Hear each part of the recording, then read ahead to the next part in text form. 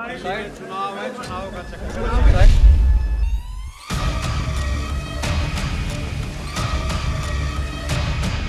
दिल्ली में आम आदमी पार्टी के विधायक नरेश बालियान की गिरफ्तारी के बाद सियासी तलवारें खिंच गई हैं। बीजेपी और आम आदमी पार्टी एक दूसरे पर आरोप लगा रही हैं। अगले साल दिल्ली में विधानसभा चुनाव होने हैं, लिहाजा कोई भी दल पलटवार का मौका नहीं छोड़ना चाहता।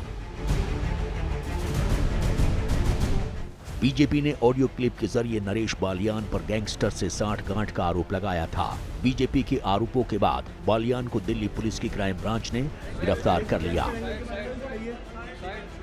क्राइम ब्रांच तो बेसलेस बातें करके कि जी हमें ये पता है कि वो आवाज़ जो है एसीपी साहब ने पहचान ली नंदू की है और उनके पास कोई ऐसी ग्राउंड नहीं थी, लेकिन क्योंकि आज ये ड्यूटी मजिस्ट्रेट साहब थे तो पीएमएलए की कोर्ट बिना डायरेक्शन जो है कोई भी ऑर्डर इफेक्टिव हो नहीं सकता था, इसलिए आज जो है 5 दिन की उन्होंने मांगी, 2 दिन का उनको पीसी दिया गया है। नरेश बालियान और गैंगस्टर कपिल सांगवान उर्फ नंदू के कथित वायरल ऑडियो के मामले में पुलिस पूरे मामले की पड़ताल में जुटी हुई है। वर्तमान मामले में कपिल सांगवान अलियास नंदू और आम आदमी पार्टी के एमएलए नरेश बालियान के गठजोड़ का साक्ष्य, जो दोनों के बीच की बातचीत का ऑडियो रिकॉर्डिंग है, वो पब्लिक डोमेन में उपलब्ध है। विदेश से संचालित संगठित अपराध का मूल उद्देश्य बेसिकली वित्तीय लाभ ही है। ऐसे में यदि अगर संगठित अपराध की कमर तोड़नी है तो इनके वित्तीय प्रबंधन के विरुद्ध कानूनी कार्रवाई को अमल में लाना सबसे जरूरी है। इसी कड़ी में नरेश बालियान प्रथम दृष्टि में एक अहम किरदार दिखते हैं। अपने विधायक पर शिकंजा कसते देख आम आदमी पार्टी के संयोजक अरविंद केजरीवाल मैदान में कूद पड़े। केजरीवाल ने दिल्ली की कानून व्यवस्था के मुद्दे पर बीजेपी और गृह मंत्री अमित शाह पर सवाल उठाया। उन्होंने साफ कहा कि बालियान तो खुद पीड़ित हैं, उनको धमकी भी मिल रही थी, लेकिन केंद्र सरकार ने यह संदेश दे दिया है कि अगर शिकायत करोगे तो कार्रवाई आप पर ही होगी। हमारे एक एमएलए को गिरफ्तार कर लिया गया। कसूर ये था कि वो एमएलए भी इस किस्म के गैंगस्टर्स का विक्टिम था, जिसकी बाकायदा उसने लिखित शिकायत दिल्ली पुलिस को की कि मेरे पास कपिल सांगवान उर्फ नंदू नाम के गैंगस्टर की बार बार कॉल्स आ रही हैं, मुझे धमकियां मिल रही हैं। केजरीवाल यही नहीं रुके, उन्होंने अपने ऊपर हुए हमले को भी बीजेपी की सियासी साजिश बताया। उन्होंने आरोप लगाते हुए कहा कि वो तो दिल्ली की कानून व्यवस्था का मुद्दा उठा रहे थे, लेकिन बदले में उनके ऊपर ही हमला किया गया। उम्मीद थी कि मेरे मुद्दे उठाने पे अमित शाह जी कुछ कार्रवाई करेंगे, अमित शाह जी कठोर कदम उठाएंगे, ठोस कदम उठाएंगे, जिससे दिल्ली वासियों को कुछ सुकून मिलेगा। लेकिन इसकी बजाय हमने देखा मुझ पे हमला करवा दिया गया। मैं पदयात्रा में जा रहा था, मेरे ऊपर एक लिक्विड फेंका गया। वो लिक्विड हार्मलेस था, लेकिन वो हार्मफुल भी हो सकता था।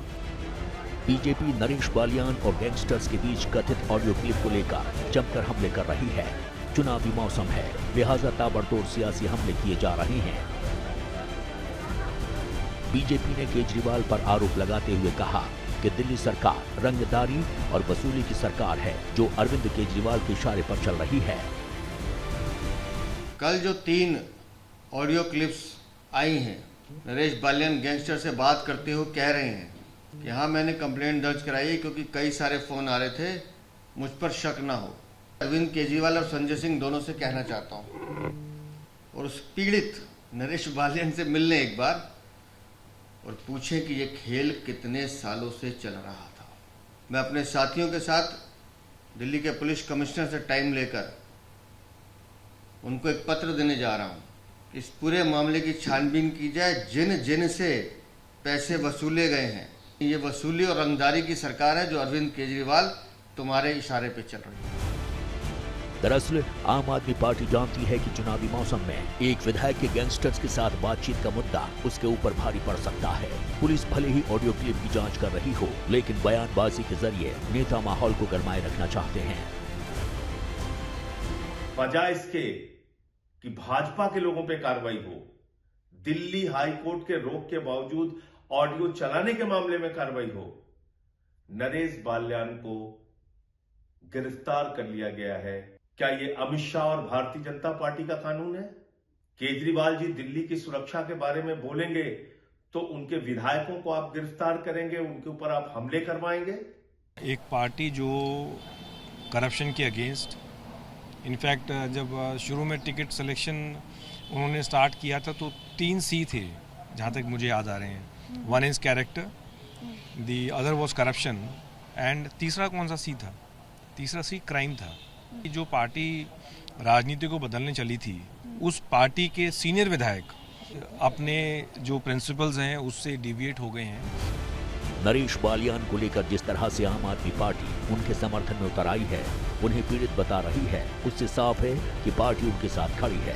बीजेपी सांसद मनोज तिवारी ने हमला बोलते हुए कहा कि जिस पार्टी का नेता ही भ्रष्टाचार के आरोपों में घिरा हो, वो अपने लोगों की सुरक्षा तो करेगा ही। नरेश बालियान एक्सटॉर्शन करता हुआ, सुपारी देता हुआ, गैंगवार करने वाले लोगों से सेटिंग करता हुआ, डील करता हुआ पूरी ऑडियो चैट आ गई है। जिस पार्टी का नेता ही अपराधी हो, अपराध का केस चल रहा हो भ्रष्टाचार का, वो व्यक्ति तो अपराधियों को प्रोटेक्ट करेगा ही। जाहिर है दिल्ली की फजा बदली बदली सी है।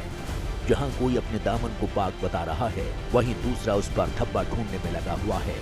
अगले साल विधानसभा चुनाव होने हैं, लिहाजा कमीज पर सफेदी दिखनी ही चाहिए।